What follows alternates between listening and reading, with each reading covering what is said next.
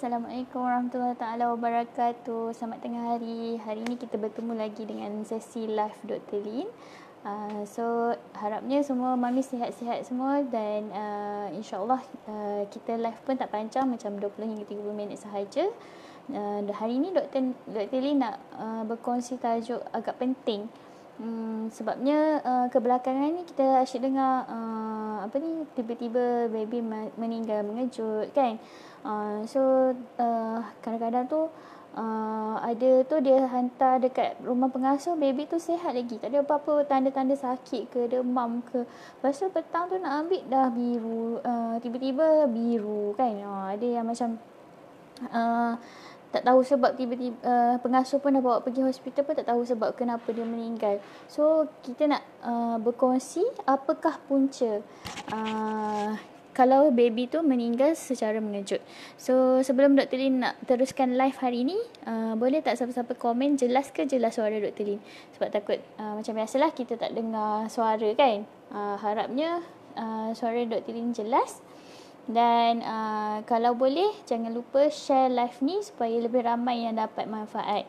Tajuk ni tahu dengan kita share ni, kita dapat bantu siapa-siapalah mamis yang ada masalah, dan sambil kita nak buat langkah pencegahan supaya anak yang kita kandung tu selama 9 bulan tu insya-Allah selamat membesar lah kan.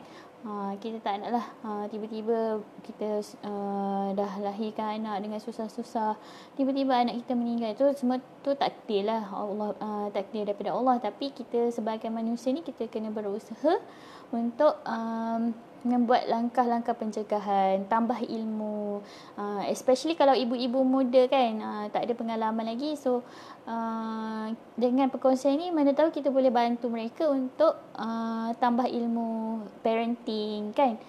Okay, jangan lupa share tau live Dr. Lin ni. Kalau ada siapa-siapa yang live dengan Dr. Lin hari ni, boleh komen hi, boleh cakap live daripada mana supaya kita boleh berkenalan kan.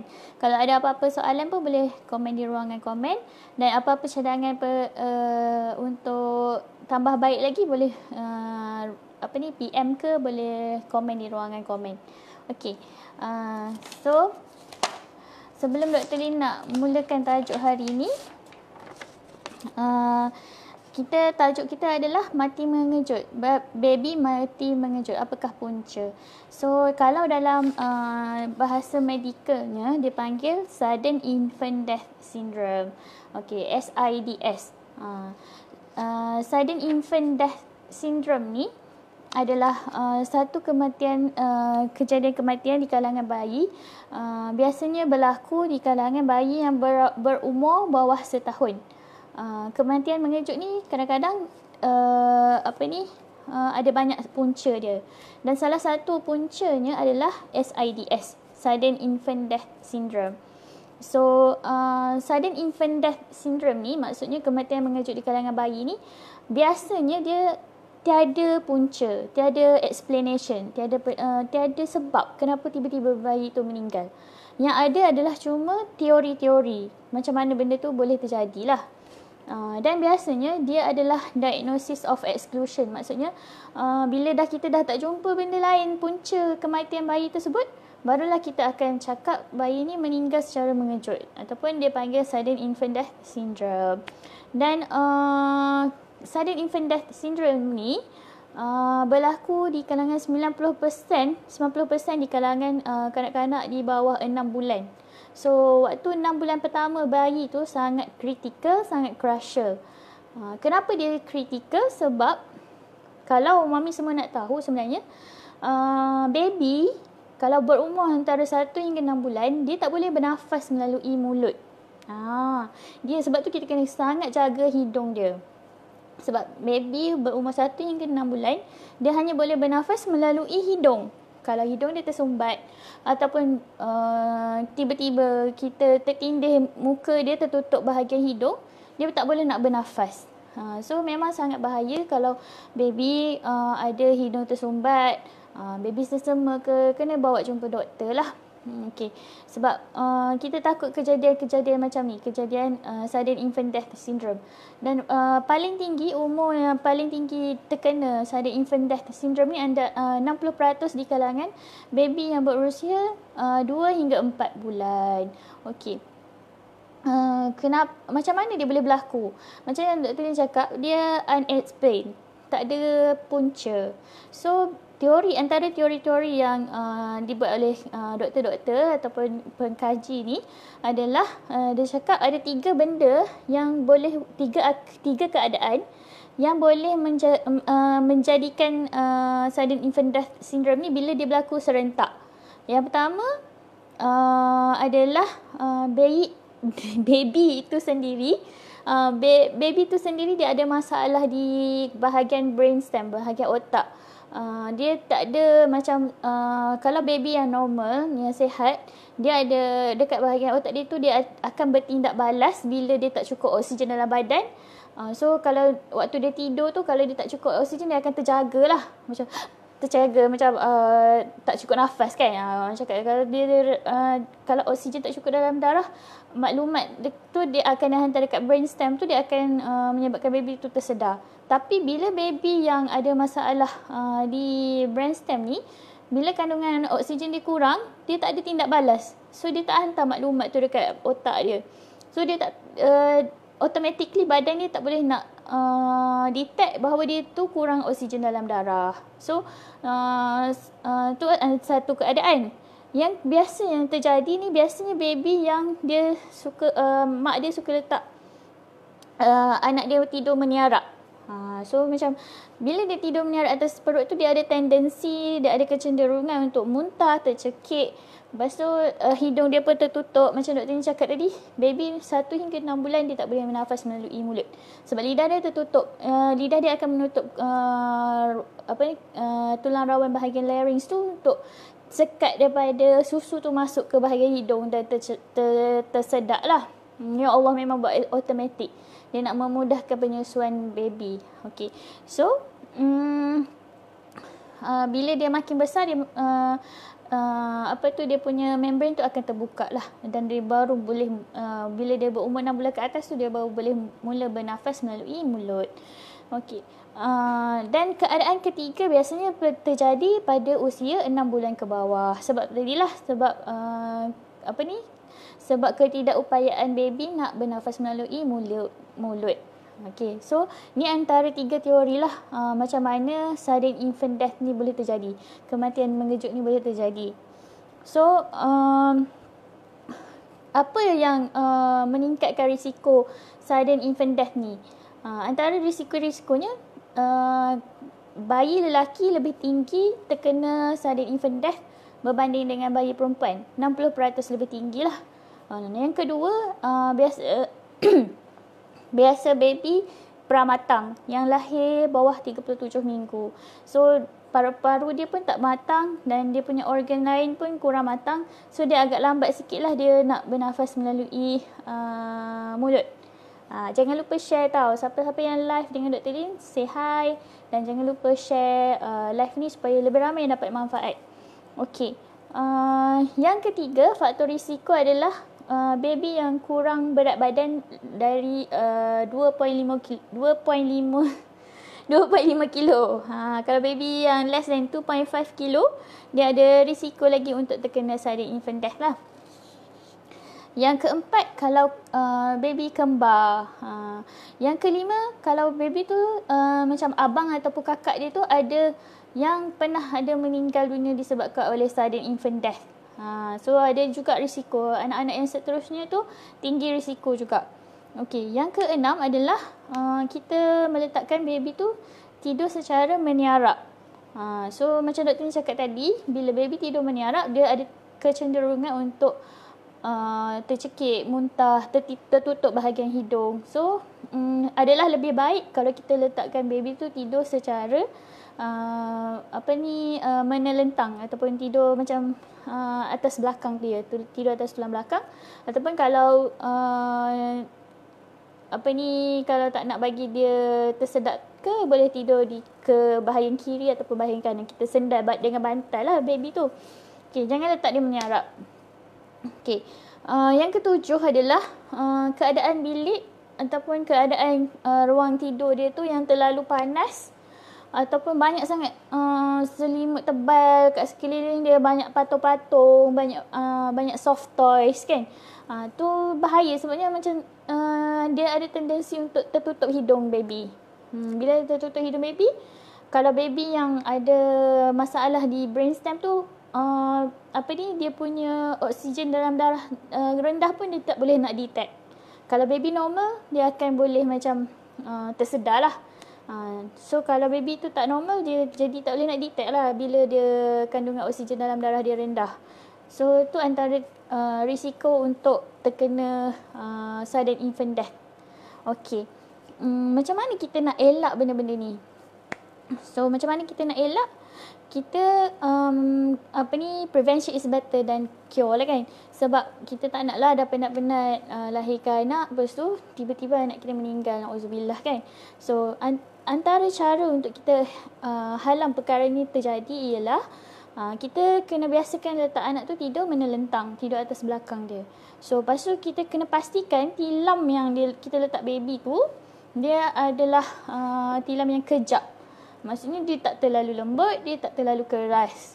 So macam kalau tilam yang terlalu lembut tu, takut dia bila baby tidur tu dia jadi menggelendut kan. Okay.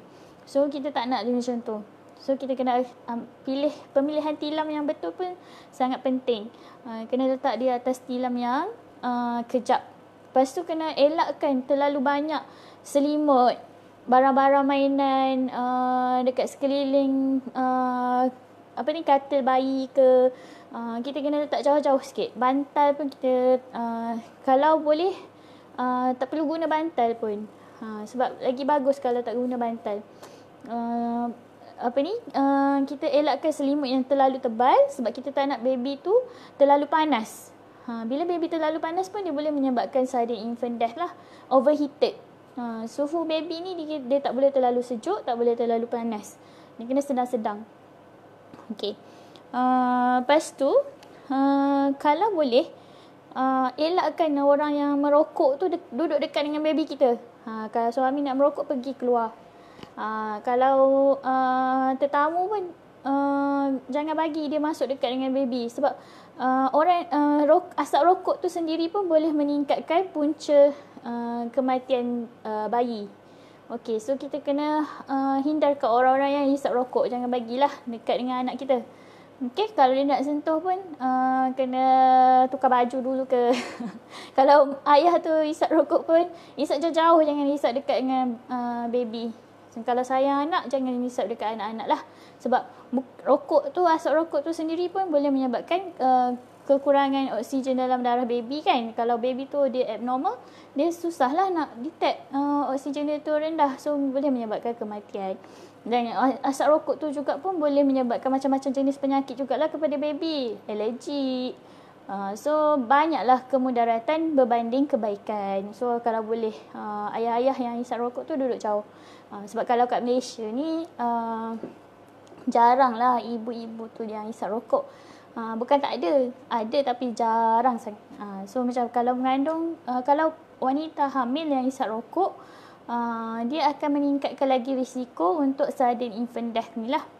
Okay. Yang kelima, betul ke kelima tadi?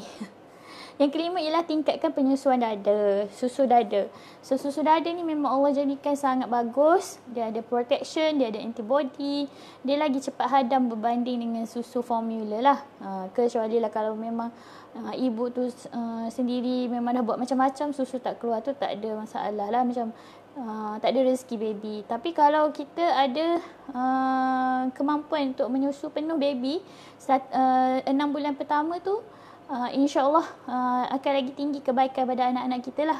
Memang kena, sebab tu lah kalau kat hospital tu dia tak galakkan bawa puting susu, tak galakkan bawa botol susu formula lah, memang tak bagi. Kalau dekat HRPZ ke, dia memang hospital mesra susu ibu kan. So memang dia tak bagilah kalau ada susu formula.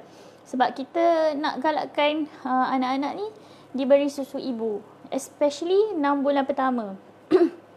Sebab dia boleh meningkatkan bonding, bagi antibody yang kuat pada baby, kurangkan juga risiko sudden infant death, kurangkan tercekik. Sebabnya susu ibu ni mudah hadam. Okey. Apa lagi? Dan yang terakhir adalah jangan elakkan daripada menutup muka baby. Pakai topi ke waktu tidur. Sebab kadang-kadang baby tu dia tak sedar, dia tertarik topi tu, dia tutup muka dia. Okay, so kita kalau boleh kita elakkanlah pakai apa-apa dekat muka dia. Selimut pun jangan yang tebal-tebal dan berlapis-lapis. So supaya dia tak tertutup hidung. Kita memang kena jaga hidung baby tu. Okay. Sebab baby memang bernafas melalui hidung saja. So rasanya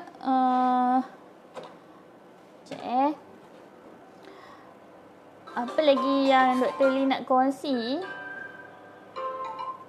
Rasanya setakat ni dulu perkongsian Dr. Lee. Ada apa-apa yang nak tanya boleh komen di ruangan komen.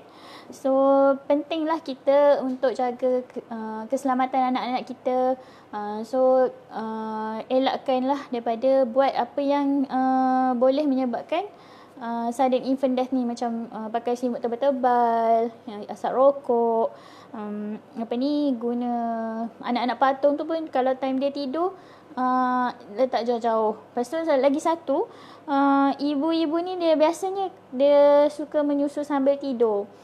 Ada juga kes yang anak dia meninggal sebab terhempap payudara ibu. So kena hati-hati sebab macam yang doktor ni cakap tadi, bahagian hidung baby tu sangat sensitif sebab dia hanya boleh bernafas melalui itu je. Dan bila kita dah tertutup lubang hidung dia dah tak boleh nak bernafas. So kalau dia ada sesama, ada apa-apa sahaja yang boleh menyebabkan lubang hidung tu tersumbat, kena datang cepat-cepat jumpa doktor. Okey, dan kalau boleh elakkan tidur bersamalah. Lepas siap susu tu letak dia dekat katil dia balik. Tu yang lagi bagus lah. Kalau macam kalau kita tengok Mak Saleh kan, dia suka letak tidur asing kan, sebab dia nak jaga daripada sudden infant death syndrome ni lah. Sebab kita tak sedar kadang-kadang bila ibu tu dah terlalu letih kan, tiba-tiba terletak tangan atas muka dia ke time tidur. So na'udzubillah lah, kadang tu jangan kita menyesal kemudian lah. Disebabkan baby kita tak boleh bernafas. Memang ada kes yang bila dia nyusu anak dia, anak dia tu lemas sebab dia tertindih, payudara dia tu tertindih dekat lubang hidung anak dia. So memang menyesal tak sudah, orang cakap kan. Itu memanglah takdir daripada Allah, tapi kita sebagai manusia ni kena berusaha untuk elakkan benda-benda yang tak diingini ni terjadilah. Okey, kalau nak jadi juga tu dah di luar kemampuan kita. Okey, setakat ni dulu live Dr. Lin hari ni. Harap dapat memberi manfaat pada semua orang. Dan jangan lupa share live ni. Assalamualaikum. Bye.